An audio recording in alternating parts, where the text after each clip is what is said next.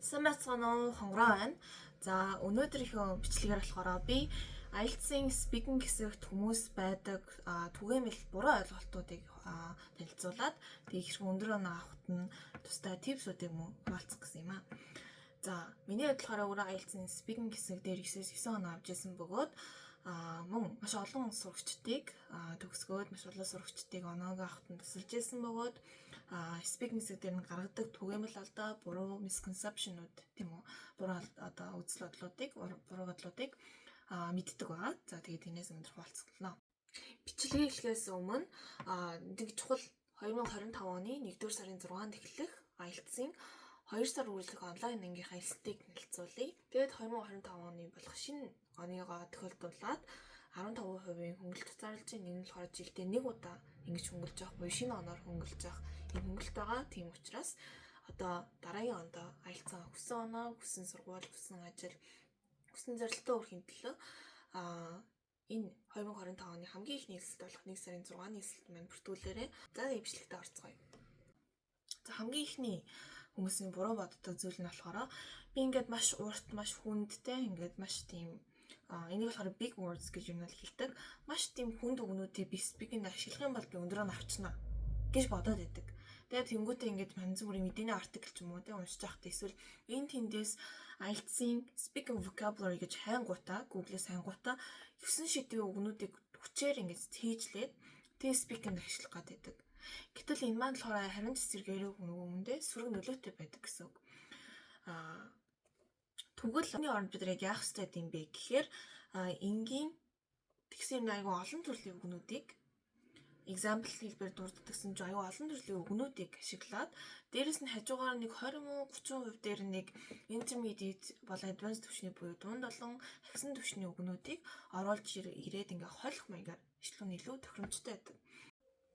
Тэгвэл хаанаас эдгээр speaking ашиглах те дажгүй intermediate advanced түвшний өргөн хүрээний үгийг түүж цээжлэх ярианд оруулж ашиглах ёстой байдаг вэ гэхээр бэлэн бэлтгэсэн хаанаас суулж авсан текст одоо үгнүүдийг ашиглахаас илүүтэйгээр бид нэр подкаст сонсох, кино үзэх, YouTube дээрээс нийтийн спикерүүдтэй буюу уулаад англи хэлтэй спикерүүдийн яриануудыг сонсох, эсвэл янз бүрийн ярилцлагууд, интервьюсүүдийг сонсох, night show-суудыг үзэх, ер нь native speaking ярианд ашиглаж байгаа тэр үгнүүдийг барьж аваад тэгээ тэндээс нь өөрөө чинь мэддэг хэрнээ ашигладаггүй яг speaking тулаад ирэхээр ингээ ашиглахгүй байгаа үгнүүд эсвэл дажгүй дунд олон агсан түвшний үгнүүдийг сонсох бүртээ тэмдэглэж аваад тэгээ тэрийгээ цээжлээ дээрэс нь шутан ярианд оруулж ирж өдөр тутамд ашиглаж иж бидний speaking vocabulary тэлдэг тэгээд яг нь өргөн хүрээний үг хэлбэрүүд мөн ашиглах боломж нэгддэг гэсэн.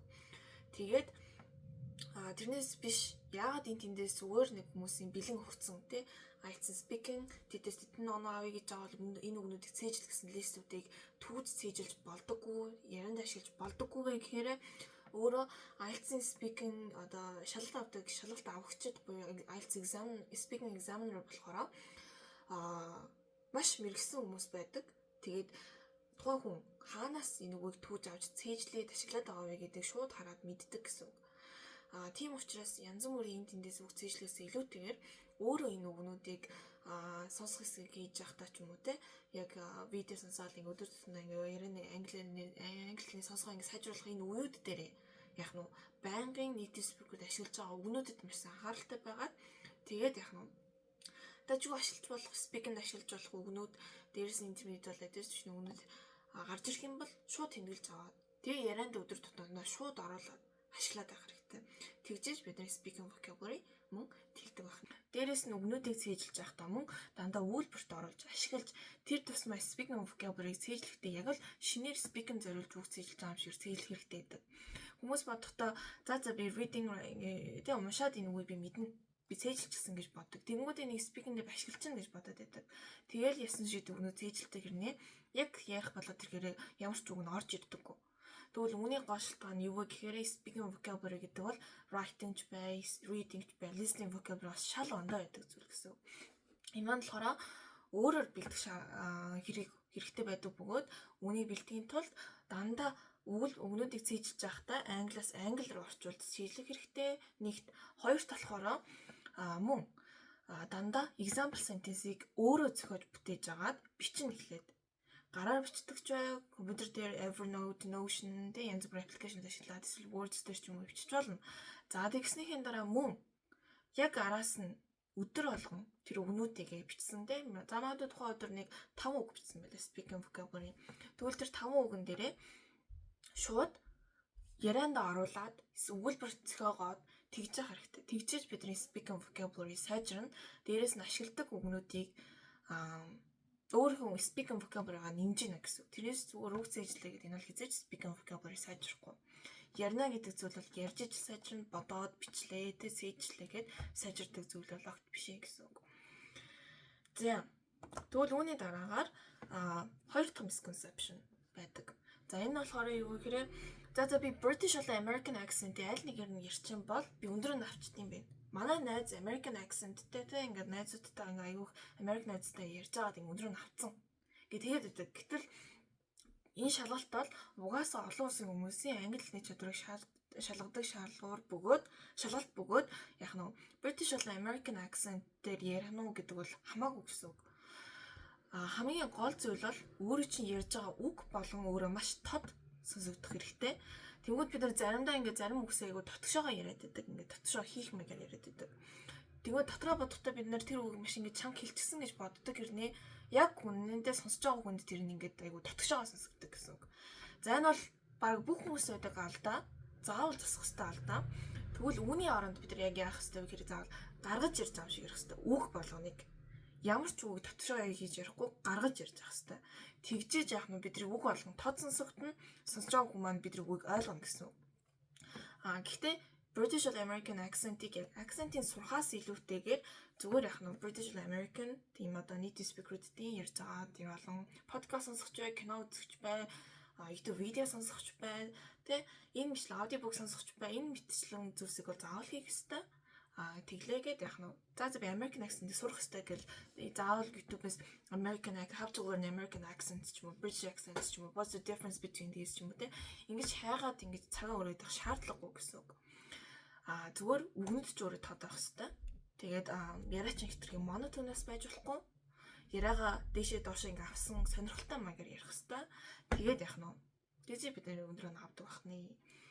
Тэрнээс шудлаа ингэ British accent гинт өөртөө оруулж ирээд ярих юм бол яриачин илүү ойлгомжтой болно. Оноод бүр харин эсрэгээр сөрөг нөлөө үүсгэнэ гэсэн үг.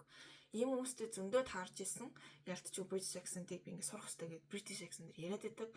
Тэгээд яах нь бидний нэг зүйлийг маш санах хэрэгтэй. Бидний монгол хэлний accent бол бидний хичнээн сайн англи бол Америк болон за British accent-ийг сурсан ч байсан хамаагүй байж л ах болно бидний ярианд. Тэгэнгүүт хүчээр ингэж өөр акцент ярианда оруулж ирээд ашиглах юм бол бидний яриаг илүү ойлгомжтой болно гэсэн үг. Тэр нь яг нь бидний альцсан speak оноонд харин ч эсрэгээрээ маш сөрөг нөлөөтэй байх нэ. За дараагийнх нь 3 дахь misconception байгаа. Энэ болохоор би заах зөвхөн үнэн ярих хэрэгтэй. Би худлаа ярьж болохгүй гэж бодоод байдаг. Гэтэл үгүй гэсэн. Бидний хэр үнэнч хүн бэ, хэр ухаантай хүн бэ, тэ хэр сайн хүн бэ гэдгийг ерөөсө шалгасан шалгалт бол биш. Бидний зөвхөн хэлний чадварыг шалгаж байгаа гэсэн. Тэнгүүд зарим хүн би ингээд хэлчих юм бол би муу хүн гэд харагдчих واخа. Би ингээд хэлчих юм бол намайг ингээд бодчих واخа гэсэн үнцгээс бодож хариулах гэдэг. Тэнгүүтээ жишээ нэг татъя. Жишээ нэг юм бол I bought an expensive book which costs гэх мэтлэнгээр хүмүүс айгу бодоод байдаг. Тэнгүүд ингээд за би ингээд үнэтэй ном авсан тий нэг тэдний өрөөний үнэтэй. Тэгвэл мэдээж төгрөг гэхийн оронд зүгээр доллараар нэрчил бэр амар тийм үү. Тэгвэл хэрэг угаас expensive book гэж хэлчихэл байгаа бол нэг их тэр яг ямар үнэтэй эснийг дотроо бодоод шаардлагагүй.